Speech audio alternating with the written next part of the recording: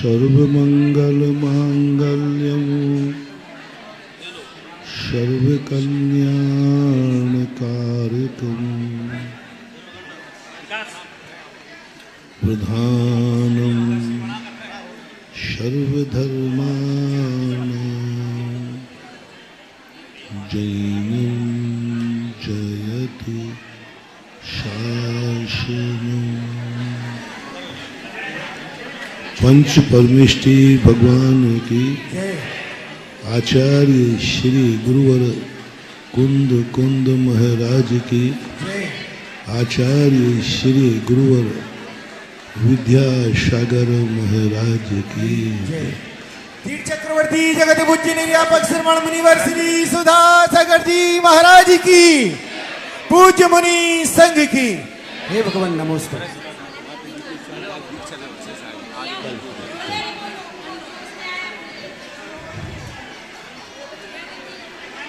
ओम शांति। आप समझे,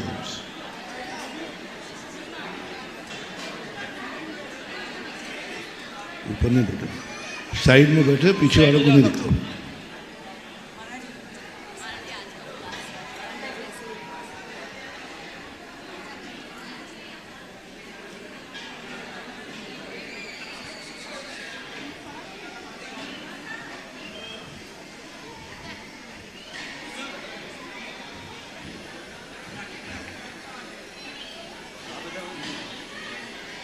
किसी भी कार्य के लिए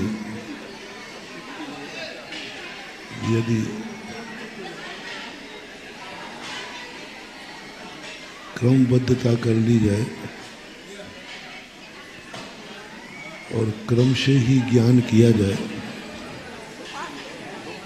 तो हम बहुत बड़े ज्ञानी बन सकते हैं।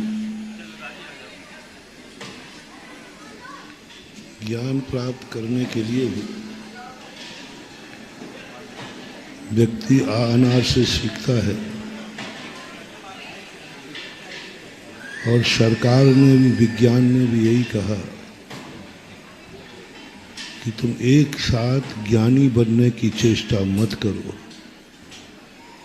अज्ञानी बन जाओगे, कहीं के नहीं रहोगे। और क्रम से यदि ज्ञान प्राप्त करोगे तो ऐसा ज्ञान प्राप्त होगा कि भावांतरों तक भी तुम ज्ञानी बने रह सकते हो। जीवन की एक बहुत बड़ी सृष्टि एक बहुत नियत धारा में बहती है। सृष्टि ने अपना सब कुछ व्यवस्थित किया है, कुछ कार्य नियत किए, लेकिन कुछ कार्य प्रकृति ने नियत नहीं किए, हमें नियत करना है। प्रकृति यदि नियत करती तो शायद हमें पसंद ना आता, क्योंकि हम मनोनुकूल वातावरण चाहते हैं। प्रकृति नियत करती है तो वो बहुत व्यापक होता है, वो किसी के लिए अच्छा होता है, किसी के लिए अच्छा नहीं होता। कोई उसको पसंद करते हैं, कोई नहीं करते। इसलिए प्रकृति ने जीव के लिए एक व्यवस्था दी। उन्होंने कुछ नियत अपने पास रख कर के कहा, मैं तुम्हारे ऊपर छोड़ता हूं तुम्हें किस तरीके की जिंदगी जीना। तुम्हारे ऊपर, तुम जैसी जिंदगी जीना चाहो वैसे जियो। लेकिन अपन पहले निर्णय कर चुके हैं, जीवों में मनुष्य त्रियंच, जिन जिन को स्वेच्छापूर्वक जिंदगी जीने का वरदान मिला या जिए, उनका विनाश हुआ है। तीन प्रकार की जिंदगी कभी मत जीना। किस्मत के अनुसार जो जिंदगी जीते हैं वे सुख तो पा लेते हैं, लेकिन वो सुख शाश्वत नहीं होता। किस्मत कभी हमें शाश्वत सुखी नहीं कर सकती, क्योंकि किस्मत सीमित होती है, उसकी मर्यादा होती है, उसमें स्थिति पड़ती है। किस्मत जब भी लिखी जाएगी उसमें स्थिति पड़ेगी, ये कर्म कितने समय तक फल देगा।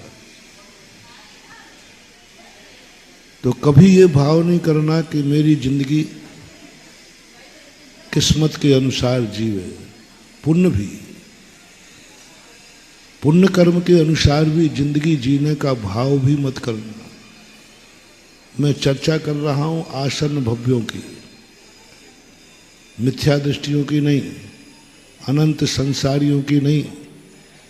जो सम्यक दर्शन प्राप्त करना चाहते, आसन्न भव्य होना चाहते, ऐसे जीवों की हम योग्यता, जिसे हम क्षयोपशम लब्धि नाम दिया है, जो सम्यक दर्शन के लिए लालायत हैं, जो चाहते हैं मुझे सम्यक दर्शन चाहिए, उन आसन्न भव्यों के लिए मेरा उपदेश चल रहा है, दीर्घ संसारियों के लिए नहीं। उनके लिए मैं कह रहा हूं, कितना भी बड़ा पुण्य क्यों ना हो, कभी पुण्य रूपी किस्मत के अनुसार अपनी जिंदगी व्यतीत करने का कभी भाव भी नहीं करना, कभी भाव नहीं करना। क्योंकि जिनकी किस्मत पुण्यमय होती है उनको मोक्ष के दरवाजे बंद होते हैं, मोक्ष नहीं मिलता। किस्मत से जीने वाले, बुरी किस्मत नहीं, अच्छी किस्मत है, अच्छी किस्मत के जीने वालों को मोक्ष के दरवाजे बंद होते हैं, मोक्ष मार्ग पर भी नहीं चल पाते, मुनि नहीं बन सकते। अच्छी किस्मत वाले मुनि नहीं बन सकते, जिनकी किस्मत पुण्य ने लिखी है, जिनकी किस्मत में कहीं पाप नहीं लिखा है, जिनकी किस्मत में हमेशा जिंदगी भर सुख लिखा है, जिनकी किस्मत में हमेशा उच्च गोत्र लिखा है, जिनकी किस्मत में कभी बीमार नहीं होंगे, जिनके जीवन में कभी विघ्न नहीं आएगा, जिनके जीवन में कभी आंख में आंसू नहीं आएगा, जिनका जीवन सदा धन दौलत से भरा रहेगा, कभी दरिद्रता नहीं आएगी, गरीबी नहीं आएगी, बीमारी नहीं आएगी, जन्म के दुख नहीं उठाना पड़ेंगे, गर्भ के दुख नहीं उठाना पड़ेंगे, बुढ़ापे के दुख नहीं उठाना पड़ेंगे। ऐसी भी दुनिया में जिंदगी होती है, ऐसी भी एक किस्मत लिखी जाती है, ऐसे भी लोग अपनी किस्मत लिख लेते हैं। ये भावना करके वो धर्म करते हैं, साधु बनते हैं। कई साधु इसलिए बनते हैं कि मुझे ऐसी किस्मत चाहिए जिस किस्मत में कभी भी कोई दुख ना हो, मुझे ऐसी किस्मत चाहिए जब हमारा जन्म से लेकर मृत्यु तक किंचित मात्र भी पतन ना हो। ऐसी किस्मत जब लिखने बैठते हैं वो बहुत महान आदमी होते हैं, लेकिन कुंद भगवान ऐसी किस्मत लिखने वालों की निंदा करते हैं। ऐसी किस्मत लिखने वाले मुनियों का उन्होंने बहिष्कार कर दिया। तुम दिगंबर जैन धर्म के अनुसार मुनि नहीं हो सकते, तुम मिथ्या दृष्टि हो, मुनि हो करके। बहुत बड़ी बात है मोटिवेशन। हमारी किस्मत में ऐसी लिखना चाहता हूं, किस्मत लिखना चाहता हूं, ऐसा पुण्य कमाना चाहता हूं जो पुण्य कभी खत्म ना हो, कभी खत्म नहीं हो। सब तरफ से मेरी पवारा हो कि मिक्षित जिंदगी जीऊं। इसलिए मैं अपने मुनि व्रत को ऐसा जिंदगी चाहता हूं। आप श्रावक भी हो सकते, भगवान की पूजा करने वाला सब हो सकते, माला फेरने बहुत जीव हैं ऐसे, और अपन ने ऐसी किस्मत अनंतों बार लिखी है। लेकिन ऐसी किस्मत यदि तुम्हारे मन में कभी भाव आ गया, उसी समय तुम मिथ्या दृष्टि हो जाओ। बुरी किस्मत नहीं कह रहा हूं, फिर से रिपीट कर रहा हूं, अच्छी किस्मत। मेरी आंख में कभी आंसू नहीं आए, मैं ऐसा पुण्य चाहता हूं। मुझे कभी कोई गाली नहीं दे सके, मैं ऐसा पुण्य चाहता हूं। कोई मेरे ऊपर कंकड़ नहीं फेंक सके, मैं ऐसा पुण्य चाहता हूं। कोरोना नहीं, महाकोरोना आ जाए, कोई बीमारी मुझे नहीं छू सके, ऐसा पुण्य चाहता हूं। पुण्य चाहता हूं, ऐसा कर्म बांधना चाहता हूं मैं, जिसमें कैसे भी छुआछूत की बीमारी आ जाए पर मैं बीमार नहीं हूं। जन्म और बुढ़ापे की वेदनाओं से परे हो जाओ, गर्भ की वेदनाओं से परे हो जाओ। जितनी जितनी आपकी जिंदगी में वेदनाएं हैं, दुखी हैं, इन दुखों से मैं छुटकारा चाहता हूं। मैं अपनी ऐसी किस्मत लिखना चाहता हूं, मैं ऐसा पुण्य कमाना चाहता हूं। है रास्ता, है रास्ता है। जिनवाणी में एक रास्ता वो भी है। ऐसी किस्मत भी लिखने का उपाय है। लिखो तुम अपनी किस्मत,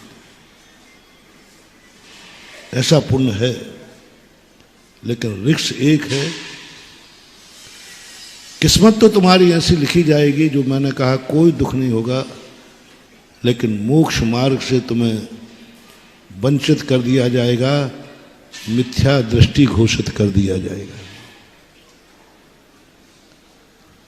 बोलो इन दोनों में से कौन सा वरदान चाहते हैं? बहुत बड़ा लोभ दिया है मैंने। रक्षाबंधन का पूर्व दिन है तो कोई गिफ्ट तो तैयार कर लो। ऐसी गिफ्ट दे रहा हूं जिसमें कहीं भी कोई दुख नहीं, दुख नाम की चीज ही नहीं। ऐसा पुण्य तुम्हें मिल सकता है। मैं भी कमा सकता हूं, तुम भी कमा सकते हो, सब कमा सकते हो। बस यदि ऐसी किस्मत तुम चाहते हो, पर तुम्हें सम्यक दर्शन खोना पड़ेगा, मिथ्या दृष्टि होना पड़ेगा। क्या मंजूर है? देखना, सोच समझ के करना, नहीं तो मामला बाद में फिर कहो और आज हम आई एम सॉरी प्लीज भूल गए। यहां एक बार ही हाँ न कहना है बस। बहुत अच्छी किस्मत दे रहा हो। तुम्हारे घर में कभी वियोग का, मरण का दुख नहीं होगा। कोई अकाल में नहीं मरेगा, किसी का एक्सीडेंट नहीं होगा, भूकंप में तुम्हारी मृत्यु नहीं होगी, कभी तुम्हें कांटा नहीं लगेगा।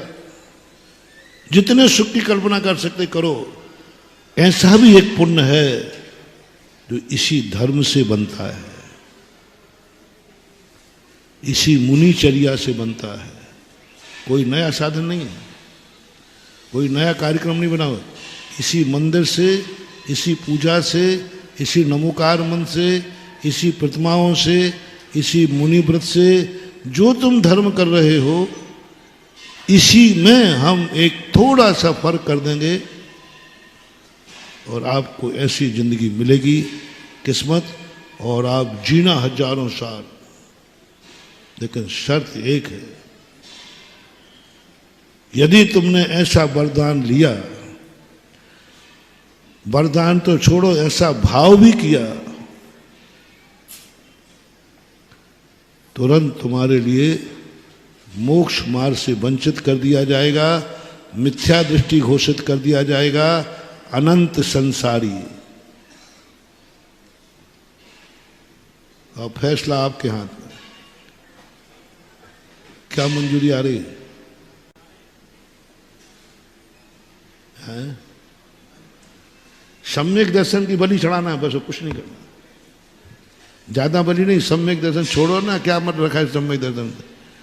बढ़िया सोने की लंका पाओ। रावण ने किमिक्षक वरदान मांगा, मिला। ऐसी जिंदगी चाहिए मुझे, चारों तरफ सोना ही सोना हो। मिल जाता है, कौन सी बड़ी चीज है। सांसारिक सुख में ऐसा कोई भी सुख नहीं है जो जैन धर्म से न मिलता हो। तुम क्या समझते हो, तुम क्या समझते हो अपने भगवानों को? अरे इनके पास तो कुछ नहीं है, पकड़ है, कुछ नहीं है, हाथ पे हाथ रखे बैठे हैं। ध्यान रखना, जो बड़े बड़े सेठ होते ना, वे बाहर से फकीर दिखते हैं और अंदर से, बोलो ना कंजूस खोपड़ियों को, ऐसे कंजूस ऐसे कि बाहर से 2 प्रकार की चप्पलें पहनते। एक राजस्थान में एक ऐसे बहुत बड़ा सेठ था,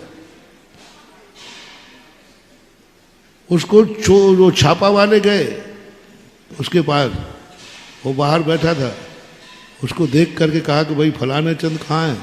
बोले मैं नहीं जानता। उसको देख कर कहा कि ये क्या सेठ होगा, ये क्या सेठ होगा। मैंने उसको एक दिन अच्छे कपड़े पहनने को कहा, जैनी था,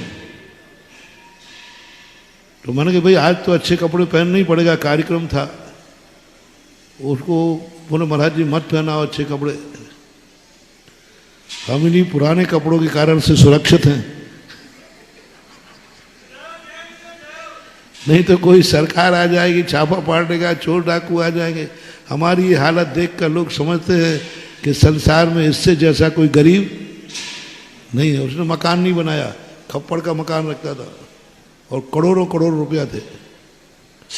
तो मैंने कहा भाई लेने के लिए छत तो ढाल ले। बोले नहीं महाराज सुरक्षा चाहिए है, ये मकान को देखकर कोई चोरी नहीं करता। और मेरी हालत देखकर छापा वाले आए भी तो वो कहते इसके पास क्या होगा, ऐसे कपड़े पहन।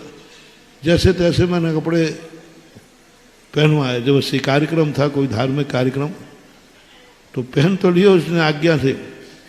और बैठा बैठा बाहर, मेरे कमरे के बाहर बैठा बैठा फर्श पे ऐसा हाथ फेरो, कपड़ों पे फेरा।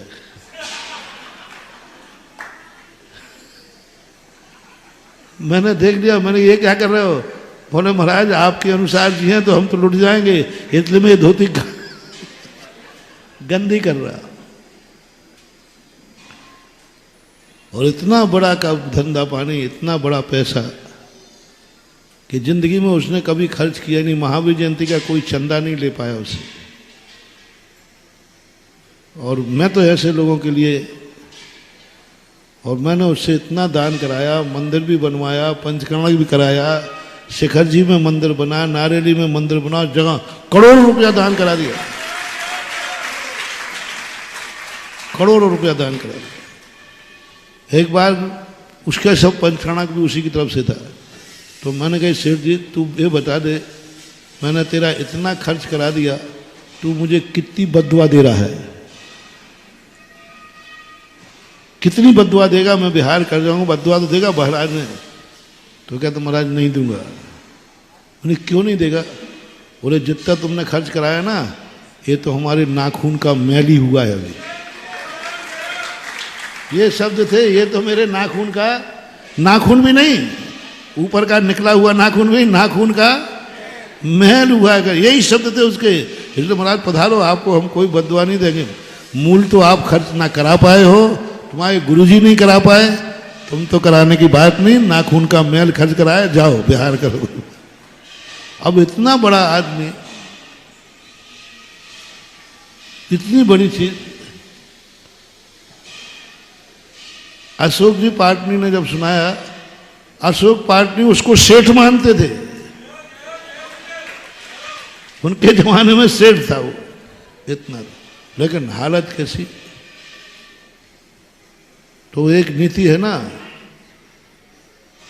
मोटा देख के डरना नहीं और दुबला देखकर लड़ना नहीं। बाहर से कुछ नहीं है तो ये मत समझना कि इसके पास कुछ नहीं है, और बाहर जो चचक मचक करके रह रहा है तो ये मत समझना कि इनके पास कुछ है। हाँ, कई नेता लोग बाहर से ही कलब वाले कपड़े पहनते हैं, उनके घर की हालत देखो तो पता चल जाएगी। तो हमारे जिनेंद्र भगवान को ऐसे मत समझना कि इनके पास कुछ नहीं है। इनके पास क्या है, क्या देंगे? दुनिया की एक भी वस्तु ऐसी नहीं है जो जिनेंद्र भगवान की भक्ति से प्राप्त न की जा सके। उनके नाम मात्र से, नाम मात्र लेने से सारे संसार की वस्तुएं प्राप्त होती। ये मत समझना कि जैन धर्म फक्कड़ है, देखने का फक्कड़ है। देखने में आता है कि भगवान के पास कुछ नहीं है, लेकिन अंदर इनकी शक्ति देखो। ये मत समझना कि तुम्हारे गुरुओं के पास कुछ नहीं है, फक्कड़ हैं। लोग सोचते हैं महाराज के पास है क्या, बहुत कंजूस होते हैं।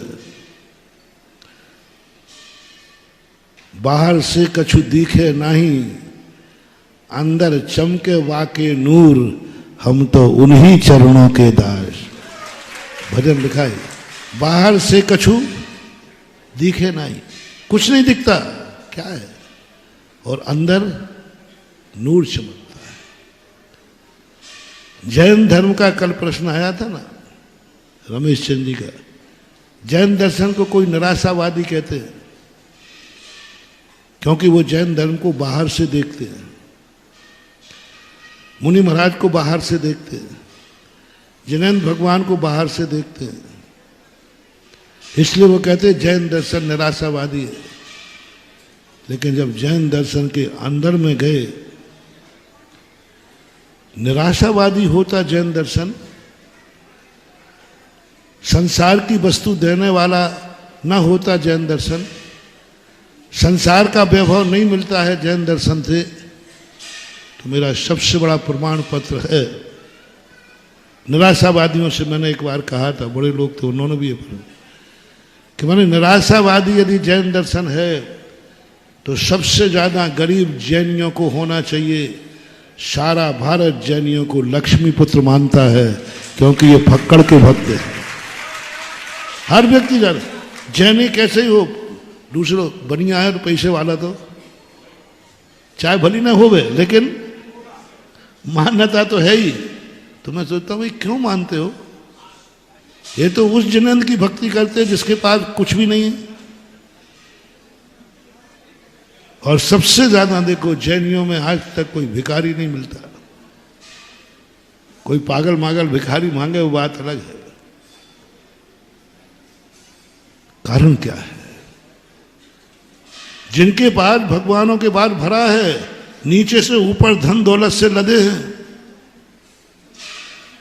धन दौलत से लदे हैं, 24 घंटे आशीर्वाद दे रहे हैं, उनके भक्तों में गरीबी है, दुखी है, वो है निराशावादी। और जैनियों के भगवान कुछ नहीं है और सबसे ज्यादा समृद्धि है। जैन धर्म को बाहर से देखोगे तो गम ही गम नजर आएंगे। जैन साधु को बाहर से देखोगे तो गम ही गम नजर आएंगे। जरा अंदर तो झांको, सरगम लहर आएंगे। बाहर से देखो दुखी दुख दिखेंगे, दुखी दुख। ऐसी एक भी मुनि महाराज की चर्या नहीं है जिसमें दुख नहीं हो। बता दो कौन सी चर्या में सुख है? केशलंच में सुख है? स्नान नहीं करूं तो सुख है? तुम हाँ बोलते जाओ, झूठ मत बोलना। स्नान करने में सुख है कि नहीं करने में है? तुम तो अपनी बोलो, करने में। और तुमने बोला नहीं करने में, तो फिर आज से स्नान बंद करना पड़ेगा, ये सोचना। सुबह से मंजन करने नहीं मिले तो सुख है कि दुख है? हाँ दुख है। अब मैं बताते जा रहा हूं। अच्छा, तुम्हें कपड़े पहनने नहीं मिले तो सुख है कि दुख है? और तुम्हारी किस्मत ऐसी हो जाए कि एक टाइम तुम्हारे घर में खाने को हो तो सुख है कि दुख है? उसमें भी कोई बीच में आके छीन लाए, बाल चंद आ जाए तो अंतराय। यदि तुम्हारी किस्मत में नंगे पैर चलना पड़े, जूते ही नहीं हो किस्मत में, तो दुख है कि सुख? एक कौड़ी भी तुम्हारे पास नहीं हो तो सुख है कि दुख? बता दो। मुनिचर्या में एक भी सुख नहीं है, एक भी। मैंने एक दिन कहा था ना, महावीर स्वामी ने लिस्ट बना करके चीजें छुड़ाई हैं। संसारी व्यक्ति जिस जिस कार्य में सुखी है वो सब तुम्हें छोड़ करके सुखी होके दिखाना है। सब चीजें गिन गिन करके तुमसे पूछते हैं। मुझे लगता है कि तुम लोगों ने ऐसी लिस्ट बनाई, महावीर स्वामी ने तुमसे पूछा होगा। वो तो ज्ञान से जानते थे, प्रवचन की भाषा बोल रहा हूं, कि तुम्हें सुख किस किस में है। तो तुमने लिस्ट दे दी। कौन सी लिस्ट दे दी? धन चाहिए, परिवार चाहिए, माँ बाप चाहिए, पत्नी चाहिए, बच्चे चाहिए, गाड़ी घोड़ा चाहिए, जूते चप्पल चाहिए, कपड़े चाहिए, क्या क्या चाहिए वो तो लिस्ट बना लो तुम। तो तुमने तो बड़े शौक से लिखाया होगा कि चलो शायद महावीर स्वामी ये सब चीजें दे देंगे। तो दो चार चीजें और लिखा दी होंगी कि अच्छे ब्याही जीवी चाहिए, रिश्तेदार भी चाहिए, सब लिखा दिया होगा। और वो लिस्ट हम मुनियों के लिए आफत बन गई। और वो ही लिस्ट सीधा कोई उनके पास गया, मैं आपका शिष्य बनना चाहता हूं, मैं मुनि बनना चाहता हूं। तो उन्होंने वो ही लिस्ट पकड़ा दी जो तुम्हें बनाई थी, ये चीजें तुम्हें छोड़ना पड़ेंगी। कर दी ना तुमने हमारी आफत। तुमने सुख लिखा था कि इन सब चीजों में सुख है, और महावीर वो सारी गिनती करके एक एक चीज। तुम्हें रस नहीं मिले तो रस मिल जाए तो सुख है, उन्होंने कहा रस त्याग दे, नीरस भोजन कर। तुम्हें भोजन खाने में सुख है, उन्होंने कहा तुम्हें उपवास के दिन सुखी रहना है। गर्मी पड़े तो बढ़िया एयर कूल में, एयर कंडीशन में बैठना सुख है। लो, तुमने तो लिख दिया भाई गर्मी कैसी चाहते हो, बोलो ना कैसी चाहते हो, गर्मी में कमरा कैसा चाहते हो? हाँ एसी। और लिख दो कितने टन का, और लिख दो लिख दो लिख दो। और तुम लिखते जाओ, उधर महावीर स्वामी कहेंगे देख गर्मी के दिनों में ये श्रावक लोग एसी में बैठते हैं, तुझे गर्मी के दिनों में पहाड़ के ऊपर तपती हुई शिला पर बैठना है, क्योंकि इनको उसमें दुख है, तुझे सुखी होकर दिखाना है।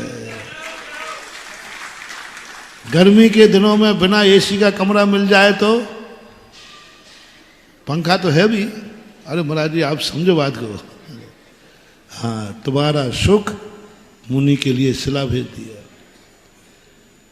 ठंड के दिनों में तुम्हारी माँ क्या चाहती है? तुमने कहा माँ बहुत ठंड पड़ रही, इस बार पड़ना है। बेटा चिंता मत, मैंने स्वेटर बुन लिया है, 5 किलो की रजाई तैयार। ये हो गई। अच्छी माँ कौन सी है तुम्हारी? जो ठंड पड़ते ही स्वेटर बन ले, रजाई कर दे, गरम गरम क्या क्या बोलते हो वो, गरम गरम पकौड़ी होती है ना, गरम सब। तो ये माँ बहुत अच्छी है। गर्मी के दिनों में ठंड की व्यवस्था कर, बहुत अच्छी है। और हमारी माँ देखी कैसी है।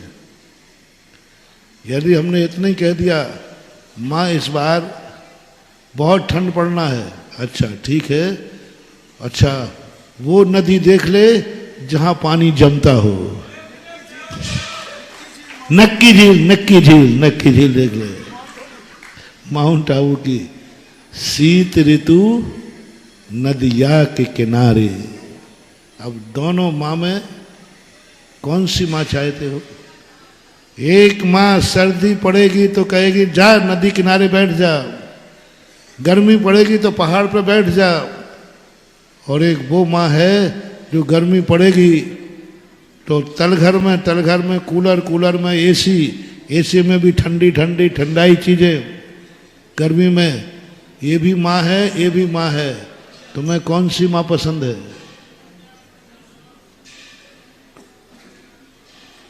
देख लो, आज जो मांगोगे वही मिल रहा है। कौन सी माँ पसंद है, मेरी वाली माँ कि तुम्हारी वाली माँ? मुझे तो तुम्हारी मम्मी पसंद नहीं है, और मेरी मम्मी तुम्हें पसंद हो तो मैं आशीर्वाद दे सकता हूं। क्या है? इसको देखकर लोग कहते जैन दर्शन निराशावादी है, जैन दर्शन को इंद्रिय सुख का मजा ही नहीं है, अवसादवादी है।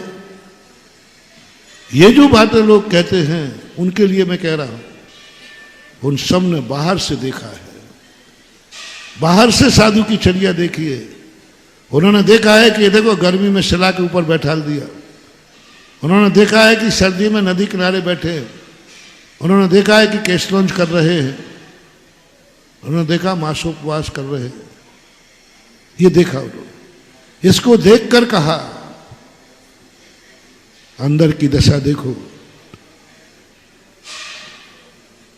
तुम बाहर से सुखी हो, अंदर पूछ लो तुम्हारे क्या हाल चाल है। हमारा पूछे ही नहीं तो अच्छा है। तुम बाहर से सुखी दिख रहे हो अंदर से, और हम बाहर से दुखी दिख रहे हैं। अंदर का सुख मालूम? सो इंद्र नाग नरेंद्र व अहमेंद्र के नाही कहो। पंडित जी साहब दौलत राम। अंदर का आनंद ऐसा है जो इंद्र नाग नरेंद्र, इंद्रों का भी सुख कोई नहीं। सबसे बड़ा इंद्रों के भोग माने जाते हैं। चक्रवर्ती की समता इंद्रसरी के भोग, उन भोगों का सुख भी मुनि महाराज के एक क्षण के अंतरंग सुख के सामने पासंग में लगता है। इसलिए जो अवसादवादी कहते हैं वे नहीं समझ पाते हैं कि इस फक्कड़ से क्या मिल सकता है। सारी दुनिया दुर्योधन बन के जी रही है, थोड़ा पांडव बनने का प्रयास करो। दुर्योधन क्या मांगा? तुम वही मांगते हो, उनके पास जाते हो जिनके पास कुछ है। दुर्योधन को युद्ध की तैयारी हो गई, अब उसको युद्ध का सबसे ज्यादा सामग्री किसके पास है? जब तुम्हें धन चाहिए है तो तुम सोचते हो सबसे बड़ा सेठ कौन है। जब तुम्हें शक्ति चाहिए है तो देखो कि सबसे बड़ा शक्तिशाली कौन है। जब युद्ध चलना है तो युद्ध किससे लिया जाता है? शस्त्र से, सेना से। लक्ष्मण ने मीटिंग की, और मीटिंग करने के बाद रिश्तेदार थे कृष्ण जी, दाऊ वगैरह, ये बलदाऊ वगैरह, ये सब रिश्तेदार थे हस्तिनापुर के। तो शकुनी मामा ने कहा देखो दुर्योधन, सबसे ज्यादा युद्ध की सामग्री श्री कृष्ण के पास है, सबसे ज्यादा सामग्री उन्हीं के पास है। यदि उनको मना ले और वो तुझे सामग्री दे दें तो तेरा युद्ध जीतना पक्का है। दुर्योधन चला गया। बोले दुर्योधन कैसे पधारे? बोले साहब युद्ध की तैयारी कर रहा हूं, आपकी सेना मुझे मिल जाए, शस्त्र मुझे मिल जाए। अब श्री कृष्ण में तो जब कोई दरवाजे आ जाए तो महान आत्माएं खाली हाथ नहीं जाने देती। मांग लिया, बोले ले जाओ क्या चाहिए? बोले पूरे 11 अक्षौहिणी सेना, शस्त्र मंत्र सब चाहिए है। दे दिया, दे दिया, सब कुछ दे दिया। जब दो प्रसंग आते हैं, दोनों एक साथ पहुंचे, तो श्री कृष्ण ने सबसे पहले मौका दुर्योधन को दिया। और दूसरा प्रसंग आता है कि जब धर्मराज को पता चला कि दुर्योधन श्री कृष्ण का शस्त्र बल, सैन्य बल पूरा लेके आ गया है और श्री कृष्ण बिल्कुल निहत्थे हैं, कुछ भी नहीं है इनके पास, सुदर्शन चक्र भी त्याग दिया है। और इस युद्ध में कुछ भी नहीं बचा उनके पास, सब उनका हो गया, दुर्योधन का हो गया। भीम अर्जुन दुखी होते हैं, अर्जुन एकदम दुखी हो गया। बोले भैया आपने गलती की, लेट कर दिया, बहुत बड़ी गलती की। हम पहले पहुंच जाते होते, सब अपना होता। और कृष्ण जी मुझे मना नहीं करते यदि मैं मांग लेता, सब अपना होता। धर्मराज मुस्कुराते हैं, अर्जुन जिसके पास सब कुछ होता है उससे ही सब कुछ लेना, ये समझदारी नहीं है। जिसके पास सब कुछ है उसी से हम सब लेंगे, नहीं। दुनिया में कुछ ऐसी स्थितियां भी हैं जिनके पास कुछ नहीं है फिर भी सब कुछ मिल सकता है, सब कुछ मिल सकता है। वैष्णव दर्शन के अनुसार बता रहा हूं। नीति कही उन्होंने, अर्जुन इसलिए गया था कि इनके पास सब कुछ है। और धर्मराज कहते हैं मैंने इसलिए नहीं भेजा था कि उनके पास अभी सब कुछ है। सब कुछ है इसलिए मैं जाता तो लोभी कहलाता, स्वार्थी कहलाता। सब कुछ मिल तो जाता लेकिन चमत्कार नहीं होता। जाओ अर्जुन, श्री कृष्ण के पास जाओ, जो बचा हो वो लेके आ जाओ। बोले वहां तो कुछ बचे ही नहीं, क्या करेंगे श्री कृष्ण का? धर्मराज कहते हैं अर्जुन तुम नहीं समझ पाओगे। भीम कहता भैया आप भेजने से फायदा क्या है अपनी बेइज्जती कराने के लिए? धर्मराज कहते हैं भीम तेरी मोटी चमड़ी है ठस, क्योंकि पहलवानों की अकल घुटनों में होती है। तो चुप बैठ, जाओ अर्जुन। श्री कृष्ण मुस्कुरा गए, बोले अब क्या लेने आए हो? बोले जो बचा है वो लेने आया हूं। तो बोले कुछ बचा ही नहीं, मैं अकेला बचा हूं। अर्जुन क्या बोले, कृष्ण क्या बोले, मैं अकेला बचा हूं वो भी निहत्था। तो अर्जुन कहते मेरे भैया ने कहा है जो बचा हो वो तुम्हारा मेरा होगा। श्री कृष्ण पागल हो गया, युद्ध में मैं करूंगा क्या? मेरे पास है क्या? मैं क्या करूंगा? बोले मैं कुछ नहीं जानता हूं, आपने खुद कहा है मेरे पास अब कुछ नहीं बचा, मैं अकेला बचा हूं। मेरे पास अब कुछ नहीं मिला, मैं अकेला बचा हूं। बस तुम अब अकेले बचे हो तो तुम भी आज से मेरे हो और मेरे लिए रहोगे। तेरी मर्जी, चलो। धर्मराज के पास बोला, बोले क्या करोगे धर्मराज? बोले नहीं, ओह बहुत बड़ी नीति मैं कई बार कहता हूं, बड़े आदमियों से यदि संसार में तुम्हें जिंदगी अच्छी जीना है, हर वस्तु तुम्हारी हो जाएगी, ये हवाएं तुम्हारी हो जाएंगी, ये पेड़ पौधे तुम्हारे हो जाएंगे, ये भगवान तुम्हारे हो जाएंगे, तुम सब तरफ से पवारा हो जाएगा। बस तुम परिवार हो चाहे गुरु, हर व्यक्ति एक नियम ले ले, मुझे किसी से कुछ नहीं चाहिए, मुझे तो आप चाहिए। शुरुआत करो घर से, घर में चमत्कार हो जाएगा, स्वर्ग बन जाएगा, लोग स्वर्ग भूल जाएंगे। स्वर्ग का देवता तुम्हारे घर में जन्म लेने के लिए तरसेंगे, स्वर्ग के देवता तुम्हारे यहां जन्म लेने को तरसेंगे, सौधर्म तरसेगा, लोकांत ऐसे घर में। बस तुम्हें एक शब्द का करना, बहुत सस्ता शब्द है, सरल शब्द है। एक बेटे से शुरू करता हूं। बेटे को एक नियम लेना है अपने मम्मी पापा के सामने, या मेरे से लेना है कल रक्षाबंधन पर। जितने लोग दुनिया में जहां सुन रहे हो पूरे मुल्क में, वो कान खोल के सुने, कल का नियम, आज नहीं आज तो तैयारी कर लेना। बेटा तैयारी करेगा, एक नियम लेगा कल, मुझे मम्मी पापा से कुछ नहीं चाहिए, मुझे मात्र मम्मी पापा चाहिए।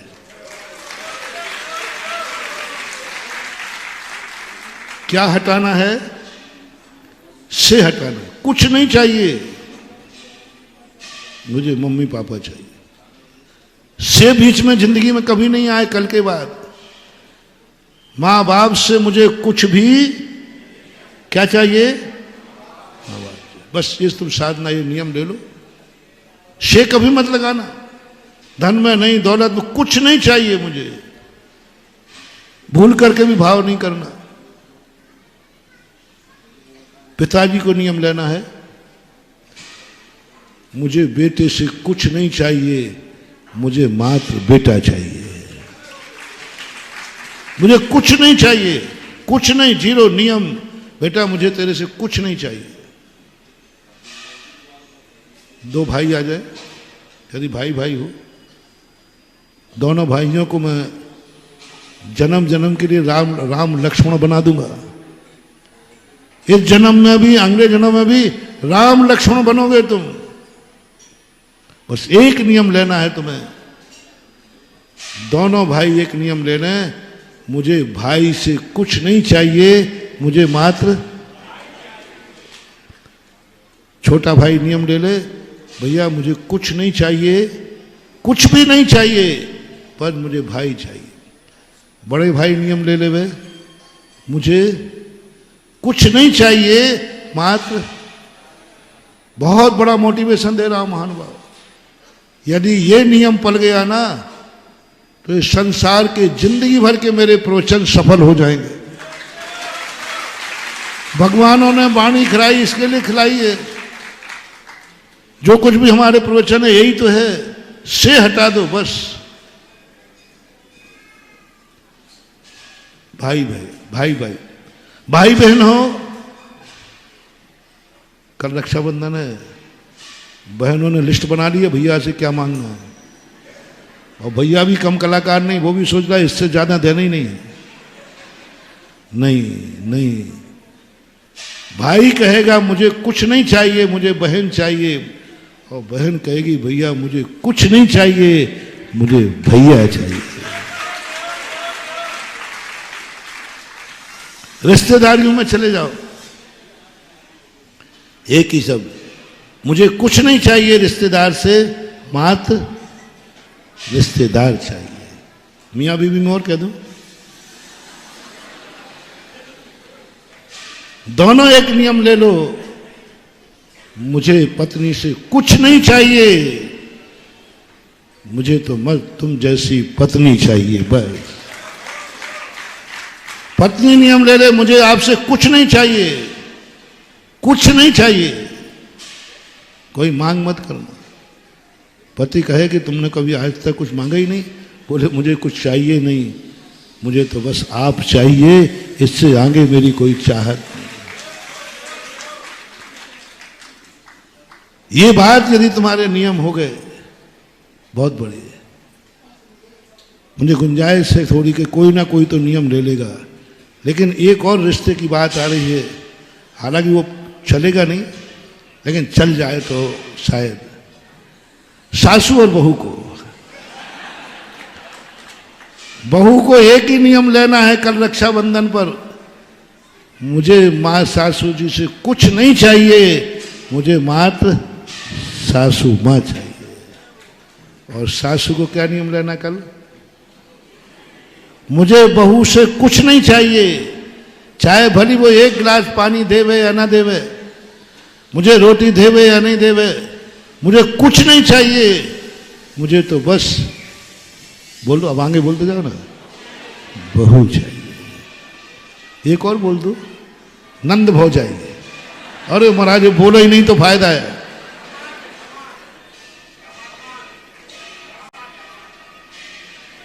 और कुछ ये भी उनमें भी आ जाए, दोस्ती में आ जाए, मुझे दोस्त से कुछ नहीं चाहिए, मुझे दोस्त चाहिए,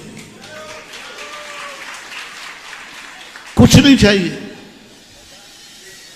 और कहूं तुम्हारे गमले में यदि पेड़ लगा हो, लो वो पेड़ भी तुम्हारा हो जाएगा, पेड़ भी तुम्हें दुआ देगा, पेड़ भी तुम्हारी चिंता करेगा, पेड़ भी तुम्हारा इंतजार करेगा, पेड़ भी तुम यात्रा पे जाओगे और वो तुम्हें दुआ देगा। महाराज का आशीर्वाद नहीं कह रहा हूं, भगवान का आशीर्वाद नहीं दे रहा हूं। क्या मचा रखा है तुम लोगों ने? छोटे छोटे कार्यों में भगवान महाराज का आशीर्वाद, अरे तो बहुत बड़े कार्यों में लिया जाता है। महाराज का आशीर्वाद तो लिया जाता है जब मोक्ष जाना हो, मोक्ष पाने के लिए। तुम छोटी छोटी बातों में, महाराज जी हम यात्रा को जा रहे हैं, आशीर्वाद दे दो मेरा सकुशल हो। मैं कर्म ठोकता हूं, कहाँ का चीला चक्कर में पड़ गया। इतना सस्ता आशीर्वाद समझ रखा है। अरे लो रे महानुभाव, मैं तुम्हें एक ऐसा मंत्र दे रहा हूं, तुम्हारी यात्रा सकुशल हो। महाराज के आशीर्वाद की जरूरत नहीं है, तुम्हारे गमले में लगा हुआ पौधा ही, उसका ही आशीर्वाद काफी है। उस पौधे में इतनी ताकत है, उस पौधे में इतनी एनर्जी है। बहुत बड़ा मोटिवेशन दे रहा हूं महानुभाव। बस शर्त एक है, तुम्हें पौधे को प्रतिदिन ये कहना है, हे पौधा मुझे तुझे कुछ नहीं चाहिए तुझसे, बस मैं तो तुझे हरा भरा देखना चाहता हूं, मुझे कुछ नहीं चाहिए। क्या आज तक तुमने कोई पौधा ऐसा लगाया?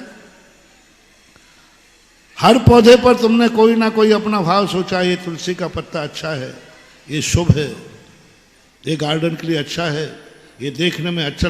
कोई ना कोई हर कार्य पे, हर वस्तु पे तुमने अपनी वासना को निमज्जित कर दिया है। हर वस्तु पे तुम्हारी बात। बोलो तुम्हारे जितने पौधे हैं उनके प्रति कोई ना कोई इच्छा है कि नहीं? अच्छा लग रहा है, शो लग रहा है, फल मिलेगा, फूल मिलेगा, पत्ता मिलेगा, XYZ। आज तक सारे पेड़ तुमने अपने लिए लगाए, क्या एक पेड़ तुमने पेड़ के लिए लगाया? गार्डन में लगाओगे तो सुंदर है, हाँ ये पेड़ बहुत सुंदर लगता है, उसमें भी तुम्हारी वासना है। एक पेड़ लगाओ महानुभाव, ओनली एक पेड़, जो अपने लिए नहीं। हे वृक्ष, मैं अपने लिए कुछ नहीं चाहता हूं, बस सब कुछ मैं तुझे हरा भरा देखना चाहता हूं। तो मेरे लिए मैं कुछ नहीं चाहिए, मात्र मुझे पेड़ चाहिए। मैं खाद दूंगा तेरे लिए, पानी दूंगा तेरे लिए, सुरक्षा करूंगा तेरे लिए, जिंदगी तू जिएगा तेरे लिए, बस मेरा सब कुछ तेरे लिए है। एक पौधे से कह देना, पानी डालते समय ये मत सोचना मैं तेरे लिए पानी दे रहा हूं, मुझे कोई जरूरत नहीं पेड़ के लिए, तू हरा भरा रहे। खाद दे रहा हूं अपने लिए नहीं, पेड़ के लिए, सब कुछ पेड़ के लिए। और जब तुम बाहर जाओ तो उस पेड़ की तरफ से ऐसे जाना, ऐसे जाना जैसे तुम घर छोड़ करके कहीं धंधे पे जाते हो। विद्यार्थी पढ़ने को जाता है तो उस समय कैसे जाता है? रोता है कि नहीं? जैसे और घर से बेटी विदा होती है, रोती है कि नहीं? बस तुम एक पौधे के पास जाके कहना, हे पौधा मैं तेरे बिना कैसे रहूंगा। सुबह उठ करके तुम्हें तलब लगे जैसे भगवान के दर्शन की लगती है, ऐसे उस पौधे को देखने की ललक लगे। जैसे तुम्हें अपने बेटे को भोजन कराने की ललक रखती है, ऐसे बेटे को पानी देने की ललक रखे। चिंता करो, बेटे ने नहीं खाया, चिंता हो गई, पेड़ को पानी नहीं दिया, चिंता हो गई, मैं जा रहा हूं, तेरे बिना कैसे रहूंगा, कल से तुझे पानी कौन देगा। और वहां जहां तुम यात्रा पे गए हो और चिंता करना, आज पता नहीं किसी ने उसको पानी, माताएं करती हैं क्या नहीं? बच्चा जब हॉस्टल में जाता है कहीं, पता नहीं उसने खाया होगा कि नहीं, आज उसको खा, कहीं ऐसा ना हो कोई जानवर खा गया हो, कहीं ऐसा ना हो कोई गड़बड़ हो गया हो। आप उसकी चिंता कीजिए यात्रा में। जैसे घर छोड़ के गए हो तो घर की चिंता करते हो, कोई चोर ना घुस जाए, कोई गड़बड़ नहीं कर दे, कोई ये ना कर दे। ऐसे ही तुम पेड़ की चिंता करिए, पौधे की चिंता करिए। और आते ही सबसे पहले अपने खाने पीने में जुट जाइए। किसको देखना है? बस ये तुम 6 महीने कर लीजिए, जब भी तुम यात्रा पे जाओगे वह पेड़ तुम्हें दुआ देगा, मेरा बॉस, मेरा मालिक, मेरा गॉड सदा सकुशल जल्दी वापस लौट आवे। पेड़ की दुआ मिलेगी। तुम समझते हो गुरुओं की दुआ होती है भगवान? नहीं महानुभाव, एक एक पत्थर में दुआ है। ये डिब्बी से भी हमें आशीर्वाद मिल सकता है, इसमें भी एनर्जी है, लेने वाला चाहिए। हमने सदा लेना सीखा है, देना सीखो तो जिंदगी की फसल लहरा जाएगी। खेत को देना सीखो, वो लहरा जाएगा। बस तुम्हें देना, मुझे कुछ नहीं चाहिए, मुझे पेड़ चाहिए, बस मैं हरा भरा देखना। ऐसे महानुभाव मंदिर जाओ, कुछ मत बोलो, भगवान मुझे कुछ नहीं चाहिए। भगवान कहेंगे नहीं नहीं मांग ले, मैं कुछ देना चाहता हूं। भगवान मुझे कुछ नहीं चाहिए, मुझे तो आप चाहिए। भगवान चाहिए। गुरु के पास भी जाओ, गुरु महाराज हमें कुछ नहीं चाहिए, आशीर्वाद भी नहीं चाहिए, कुछ नहीं चाहिए महाराज, मुझे तो बस कुछ नहीं, मन से, वचन से, काय से, कृत कारत अनुमोदना से बस अंदर की ये चेतना जाग जाए, मुझे कुछ नहीं चाहिए, मुझे गुरु चाहिए। मुझे नमोकार मंत्र से कुछ नहीं चाहिए, कुछ नहीं चाहिए, मुझे मात्र बोलो ना, मुझे उससे कुछ नहीं, से हटाते जाओ। चमत्कार ही चमत्कार है, अतिशय ही अतिशय है, टपकेंगे अतिशय, जहां देखोगे वहां अतिशय, जहां देखोगे वहां चमत्कार। संभाल नहीं पाओगे चमत्कारों को, संभाल नहीं पाओगे जिंदगी को। इतनी दुआएं आएंगी कि तुम्हें संभालना मुश्किल हो जाएगा, इतना धन दौलत आएगा कि तुम्हें रखना मुश्किल हो जाएगा। तुम्हारे चेहरे पर इतनी मुस्कानें आएंगी कि शायद मुस्कान भी संभाल नहीं पाओ। मात्र से हटाना है। संसार का सबसे बड़ा दीमक है से, संसार के नाश का कारण है से, परिवार का टूटने का कारण है, अब आप बोलते जाओ, बाप बेटे में तकरार होने का कारण है, गुरु शिष्य में टूटने का कारण है, भाई भाई से टूटने का कारण है। जो कुछ भी संसार का नाश हो रहा है मात्र एक शब्द से, किससे? से। बस इससे मुझे क्या मिलेगा, इसने मुझे क्या दिया है। उलायना भी किसका देते हो? अरे भाई कौन सी तुमने हमें जन्नत लिख दी? पूछ लूं तो बुरा नहीं मानो। कितने पुरुष हैं जिसकी महिलाओं ने जिंदगी में लड़ते समय ने कौन सी बख्शीद लिख दिए, कौन से सुख दे दिए हैं? थोड़ा शेयर करो ना।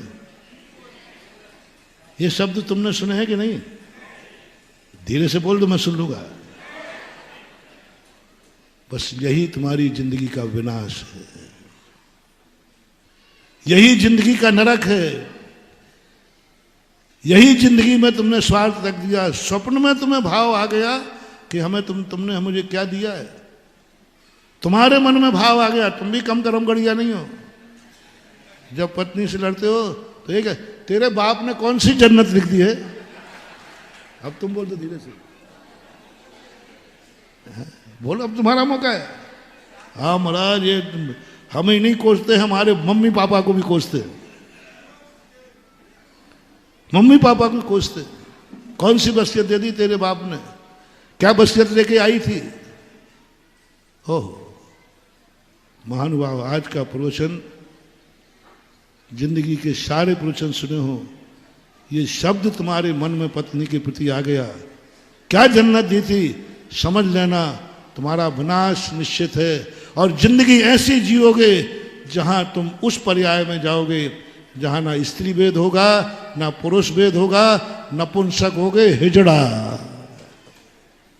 क्योंकि तुमने क्या कहा? से क्या दिया है? अरे उसने कलेजा का टुकड़ा दे दिया, इससे बड़ा और क्या होता है? रे दहेज शब्द का मालूम पूज्यवत जिनसेन स्वामी ने दहेज शब्द का बहुत अच्छा शब्द उत्पत्ति की। उसका नाम था देहज। क्या नाम था? देहज। और देहज का अर्थ क्या होता है? अपने देह से उत्पन्न की हुई वस्तु को देना, उसका नाम था। अपने देह से, बेटी उन्होंने उत्पन्न की है ना, अपने शरीर से यानी देह से उत्पन्न की हुई वस्तु को दे देने का नाम था दहेज। लेकिन तुमने देहज को क्या कर दिया? दा की ए को हटा दिया, कहाँ लगा दिया? ज्यादा गड़बड़ नहीं किया, ए को हटा के हा पे लगा दिया तो बस हाय हाय हो गया। होना था देहज और कर दिया दहेज। हा के ऊपर जब ए जाएगा तो हाय हाय होना ही है।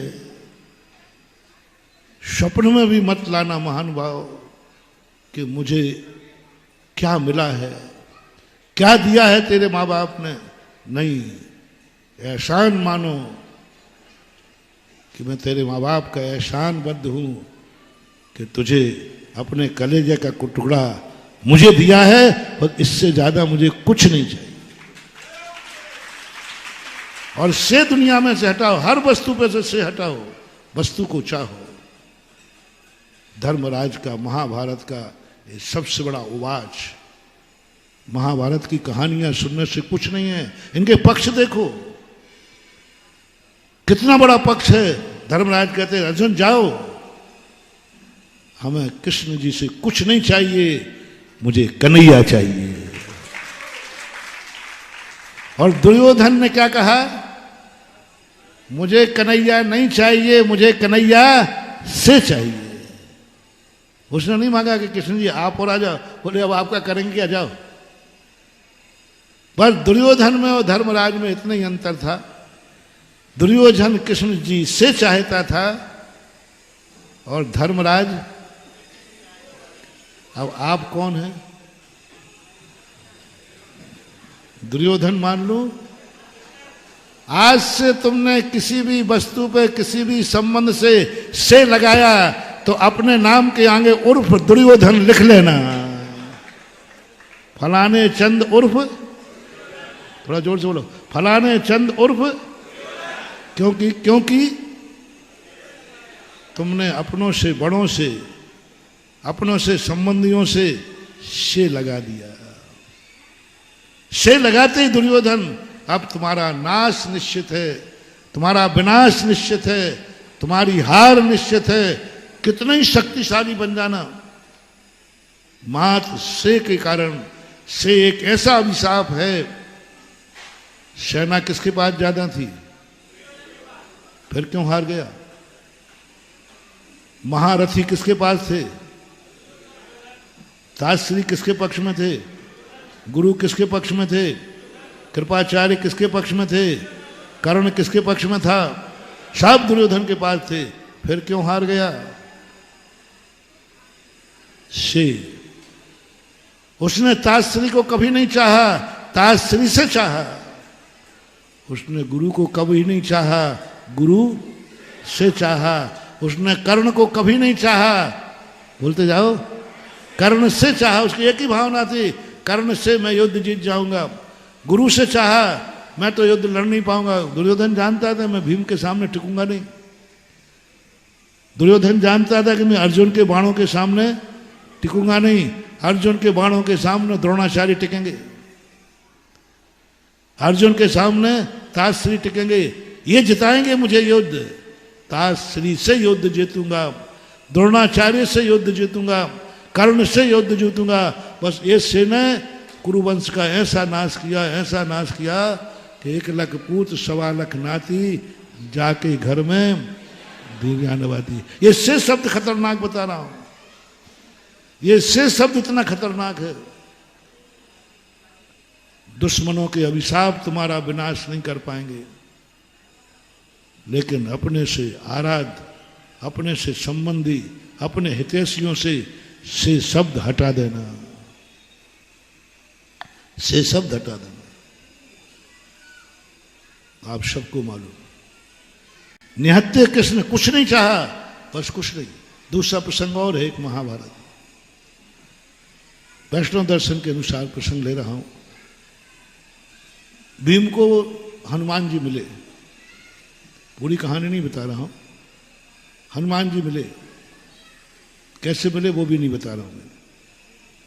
तो भीम ने कहा, हनुमान जी आप मिल गए, संसार में आप ही एक ऐसे हैं जो सत्य के पक्ष में लड़े हैं, आप सत्यवादी हैं, न्याय के पक्ष करते हैं, न्यायाधीश हैं, आप हमारा न्याय कीजिए। यदि मैं अन्याय हूं तो मुझे बताइए, दुर्योधन अन्याय कर रहा है, मुझसे कह रहा है एक सुई की नोक के बराबर नहीं दूंगा इस अन्याय के, आप तो न्याय करने वाले हैं, आप तो सत्य के पक्ष में रामचंद्र जी से भी भिड़ गए थे। हनुमान ने रामचंद्र जी से युद्ध किया है क्योंकि रामचंद्र जी गलत मार्ग पे आ गए थे। हनुमान कहता है मैं सत्य के पक्ष में हूं, सत्य जिस पक्ष में है उस पक्ष से मैं लड़ूंगा। रामचंद्र जी के पक्ष में लड़े, लेकिन जब रामचंद्र जी ने बालकों पर शस्त्र उठा लिया, हनुमान जी लवकुश की तरफ हो गए। हनुमान जी कूद करके लवकुश की तरफ जाकर खड़े होते, मुकदर दिखा दिया हनुमान ने रामचंद्र जी को, ओ अयोध्या नरेश। फिर प्रभु नहीं कहा उन्होंने, हे अयोध्या नरेश दशरथ नंदन। इन बालकों की शस्त्र उठाने के पहले तुम्हें हनुमान से लड़ना पड़ेगा। हनुमान खड़े हो गए सामने। रामचंद्र जी कहता है, हनुमान तू कहीं अप्रैल फूल तो नहीं मना रहा है, तू मजाक तो नहीं कर रहा? बोले हनुमान जी मजाक नहीं करता प्रभु, आप अन्याय कर रहे हैं। क्या क्षत्रिय कभी बालक पे शस्त्र उठाता है? आप बालकों पे शस्त्र उठा रहे। रामचंद्र जी कहते हैं उन बालकों को समझाओ, वो मेरे मुंह क्यों लग रहे हैं? हनुमान जी कहते मैं कुछ नहीं जानता, क्षत्रियता है, बालकों पर शस्त्र आप उठा रहे हैं, मैं लड़ूंगा।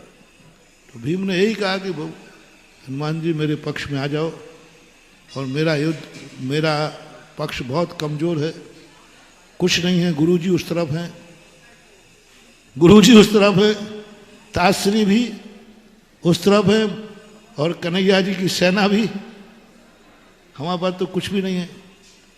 तब हनुमान जी कहते हैं नहीं, बहुत बड़ा प्रसंग कह रहा हूं महानुभाव, कि भीम अब मैं सत्य से ऊपर उठ गया हूं, मैं न्याय अन्याय से ऊपर उठ गया हूं, मैं स्थित प्रज्ञ हो गया हूं, मैं ज्ञान योग की साधना कर रहा हूं। अब मुझे कौन हार जीत में कोई फर्क नहीं पड़ता, कौन न्याय कौन अन्याय, कौन साहूकार कौन चोर, वही जैन दर्शन का, क्या पुण्य क्या पाप, क्या सत्य क्या असत्य, साक्षीभूत मैं नहीं कर सकता।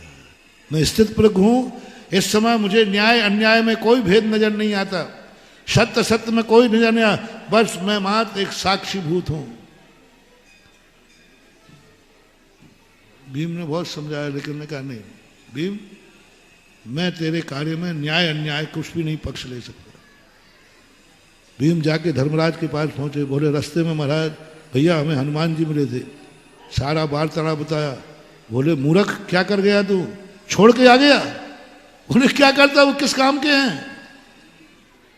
उन्होंने स्पष्ट कह दिया कि मैं किसी काम का ना मैं न्याय कर सकता ना अन्याय, मैं स्थित प्रज्ञ हूं। बोले मूर्ख भीम, तूने गलती कर दी, हनुमान को तुझे मिल गए और तूने उनको वापस मिला। बोले भैया मैंने कहा कि क्या काम के हैं, हमें तो युद्ध लड़ना है। भीम तुरंत उठे, कहाँ थे बोल, कहाँ थे हनुमान? पहुंच गए और हनुमान जी के धर्मराज चरणों में गिर पड़े। बोले हनुमान जी माफ करना, ये मेरा मंडला भैया मोटी बुद्धि का है, बस मैं आपको ही खोज रहा था।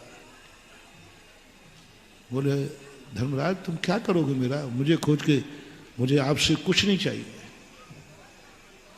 धर्मराज की एक ही नीति थी, जो महापुरुष हैं हमें उनसे कुछ नहीं चाहिए, बस हनुमान जी मुझे तो आप चाहिए, आपसे कुछ नहीं चाहिए। ये प्रसंग जब मैंने पढ़ा, पूरे महाभारत का जब ये प्रसंग, मैं स्तब्ध रह गया, स्तब्ध रह गया इतना कि धर्मराज कहते हैं मुझे कुछ चाहिए नहीं। देखो धर्मराज, तुम नहीं समझो, ये युद्ध है। युद्ध में ऐसे कर धर्म से काम नहीं चलता। वहां सब कुछ करना पड़ता है, मरना पड़ता है, मारना पड़ता है। और मैं कुछ नहीं करूंगा, तुम मर रहे होगे, चिल्लाओगे तो मैं बचाऊंगा नहीं। उस समय मत कहना हनुमान जी बचाओ, मैं मर रहा हूं। मैं पहले ही से कह दिया हूं मैं बचाऊंगा नहीं। श्री कृष्ण ने भी कह दिया तुम कुछ भी करना, तुम मर जाओ तो मर जाना, लेकिन मैं शस्त्र नहीं उठाऊंगा। धर्मराज कहते मुझे मंजूर है भगवान, मैं नियम लेता हूं कि कितनी भी विपदा आ जाए आपसे नहीं कहूंगा कि मुझे बचाओ। तो फिर मुझे क्यों ले जा रहा है? क्या शब्द थे धर्मराज के, सुनो रे महानुभाव, मुझे आपसे कुछ नहीं चाहिए। आप तो मेरे रथ की ध्वजा में बैठ करके देखना कि मैं मर रहा हूं। मैं आपकी साक्षी में मरना चाहता हूं, मैं आपके साक्षी में हारना चाहता हूं। मेरा विनाश हो गए लेकिन आपकी साक्षी में हो, बस। मैं कहां कह रहा हूं कि आप मुझे जिता देना, मेरी कोई इच्छा नहीं है जीतने की। मैं तो कर्तव्य कर रहा हूं, मैं तो कर्म कर रहा हूं, मेरे फल की कोई इच्छा नहीं है। वो कहा ना कर्म किए जा फल की, मुझे कोई फल की, जीतने की मुझे कोई तमन्ना नहीं है। मुझे कर्म करना है, मुझे कर्तव्य करना है, और बस मेरा विनाश तो निश्चित होगा। क्योंकि सारी सेना उस तरफ है, गुरुजी उस तरफ हैं। ताजश्री से क्या मैं जीत पाऊंगा? हम पांचों पांडव ताजश्री के सामने क्या हम टिक पाएंगे? नहीं टिक पाएंगे। हनुमान जी आप मानते हैं ताजश्री? हम पांचों पांडव क्या ऐसे 50-500 आ जाए तो भी ताजश्री के सामने टिकने वाले? और ध्रुव द्रोणाचार्य के सामने ब्रह्म विद्याओं का भंडार है। अंत में धर्मराज कहते हैं आपको मालूम है कर्ण से मैं जीत पाऊंगा क्या? नहीं जीत सकता। तो फिर क्यों तू मुझे ले जा रहा है? बस मेरा विनाश महापुरुषों की साक्षी में हो। यार गजब, गजब की चीज है। मैं हारूं तो आपकी साक्षी में हारूं, मैं मरूं तो आपकी साक्षी में मरूं। मुझे मरने का डर नहीं है, बस आप मेरे सामने हो और मैं प्राण छोड़ रहा हूं, बस इससे ज्यादा मेरी कोई तमन्ना नहीं। यही बात मैंने पूज्यपाद स्वामी में देखी, भक्ति के अंदर। मरने का समय क्या निश्चित किया पूज्यपाद स्वामी ने? ये नहीं कहा पूरी भक्तियों में कि हे भगवान मुझे बचा लो, मैं मरूं नहीं, मैं अकाल में नहीं मरूं, मैं दुखी होकर नहीं मरूं। कुछ नहीं कहा उन्होंने। उन्होंने कहा कि मैं मरूं गुरु मूले यति निचिते चैत्य सिद्धांत वाल सदघोषे मम भवतु जन्म जन्म उन्हीं शमन वित मरण। ऐसा एक श्लोक आया। मुझे कुछ नहीं चाहिए, मेरा मरण हो उस समय साधु संत मेरे सामने हो। गुरु मूले यति निचिते, मांगना कुछ नहीं है, बस वो मेरे सामने हो। और उस समय वो मंदिर का स्थान हो, और उस समय साधु महाराज का प्रवचन चल रहा हो, बस उस समय मेरे प्राण निकल जाए, मुझे कुछ नहीं चाहिए। क्या बात, वारी सदघोष, क्या मांग की? गुरु मूले से चैत्य सिद्धांत वारी सदघोषे, चैत्यालय हो, मंदिर का स्थान हो, और गुरु महाराज का क्या सिद्धांत वारी घोषे प्रवचन चल रहा हो, बस उस समय मेरे प्राण निकल जाएं, मैं कुछ नहीं चाहता हूं। क्योंकि जिनवाणी की साक्षी मान ली कि नहीं? जिनवाणी कानों में पड़ रही है और मैं मर रहा हूं। गुरु आंखें देख रही हैं और मेरी आंखें बंद हो रही हैं। यही प्रसंग वहां धर्मराज ने कहा मैं मरना चाहता हूं हनुमान, आपकी साक्षी। हनुमान कहते हैं धर्मराज आज पता चला कि तुम्हें धर्मराज क्यों कहते हैं। ऐसे समय पर, ऐसे संकट की घड़ी में हर व्यक्ति संकट मोचक की बात करता है। ऐसी विपदा में जहां प्राण सामने संकट में हो, तास्त्री द्रोणाचार्य जैसे मारने को खड़े हो, उस समय बचाने की याचना दुनिया करता है। तुम मेरे पास मरने की याचना कर रहे हो, बस मुझे एक वरदान दे दो, मेरे प्राण निकले तो आपकी साक्षी में निकले। मोटिवेशन। तुम्हारा क्या उद्देश्य? कुछ नहीं मांगो, कुछ नहीं चाहिए मुझे। हनुमान ने कहा देख फिर सोच लो सब पांडव, तो चार को तो पक्ष समझ में आई नहीं, पर धर्मराज के सामने बोले हनुमान जी कुछ कभी नहीं कहूंगा, एक बार भी आपको मैं नहीं कहूंगा, आप तो मेरे रथ की ध्वजा में बैठते जाना और देखते रहना। बस हनुमान जी ऊपर बैठ गए, करना धरना कुछ है नहीं, और श्री कृष्ण जी घोड़ों की डोर लेके बैठ गए, करना धरना। फिर भी कौन जीता, कौन हारा? समझो, मोटिवेशन समझो। जिसके पास कुछ नहीं था लेकिन महारथी थे, इसलिए महानुभाव जैन दर्शन को निराशावादी मत समझो, धर्मराज को निराशावादी मत समझो। धर्मराज जानता है कि जिनके चरणों में मैंने मरने का नियम ले लिया, उनकी आंखों में वो ताकत है कि मैं इनके सामने मर ही नहीं सकूंगा। ये रहस्य दुर्योधन ने और शकुनी मामा ने बहुत हंसी उड़ाई थी। अच्छा अर्जुन कृष्ण जी को मांग के लाया है इतने हंसे वो। अब बताओ निहत्ता अर्जुन की बुद्धि खराब है। हनुमान जी को लाया, बोले ध्वजा में बैठ जाना।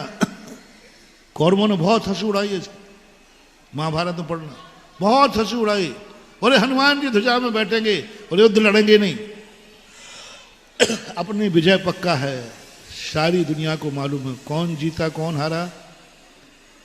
ये उदाहरण मैं इसलिए दे रहा हूं कि लोग जैन दर्शन को अवसादवादी मानते हैं, वो भगवान को बाहर से देखते हैं कि भगवान कुछ नहीं करते। ये जैनियों का भगवान क्या करेंगे, हाथ पे हाथ रखे बैठे हैं। आप लोग भी यही कहते हैं, तभी तो आप यहाँ वहाँ चले जाते हैं। भगवान क्या देंगे, ये तो बीतरागी हैं, ये तो हाथ पे हाथ रखे बैठे हैं, इनके पास है क्या? जो तुम्हें चाहिए वो सही में इनके पास नहीं है। सुन रहे हो रे दुर्योधनो?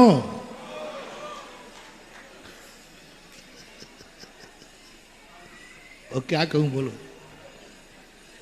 जब तुम ये देख कर चले गए कि मुझे मकान चाहिए, धन दौलत चाहिए, दुनिया भर की चीजें चाहिए, और ये सब भगवान के पास हैं, जब है नहीं तो मिलेगी क्या? है नहीं तो मिलेगी क्या? तुम उनके पास जाते हो जिनके पास धन दौलत, हाँ ये कुछ दे देंगे। यही दुर्योधन की नीति थी। इसलिए कहता हूं दुर्योधन, जब तुम्हें कभी अपने गुरु को देखकर, अपने भगवान को देखकर, नमोकार मंत्र को देखकर ऐसा भाव आवे मुझे जो चाहिए वो तो इनके पास है ही नहीं, क्या करूंगा इनके पास जाकर? क्या करूंगा मंदिर में जाकर? क्या है इनके पास? आशीर्वाद तक तो देते नहीं है। हम वहां जाएंगे जहां आशीर्वाद मिलता है, हम वहां जाएंगे जिसके पास अपरंपार धन दौलत है। तो जैनी इनको, इसलिए 50-60% जैनियों में दुर्योधन है, जो मात भगवान को और गुरुओं को इसलिए छोड़ देते हैं कि ये कुछ देते, इनके पास कुछ है नहीं। मैंने 50-60 कम कहा है, यदि बारीकी से देखा जाए तो परसेंटेज ज्यादा निकल आए। मात इसलिए मैंने सबसे पूछ लिया भाई क्यों? बोले महाराज आपके पास आके क्या करें बताओ, क्या करें बताओ?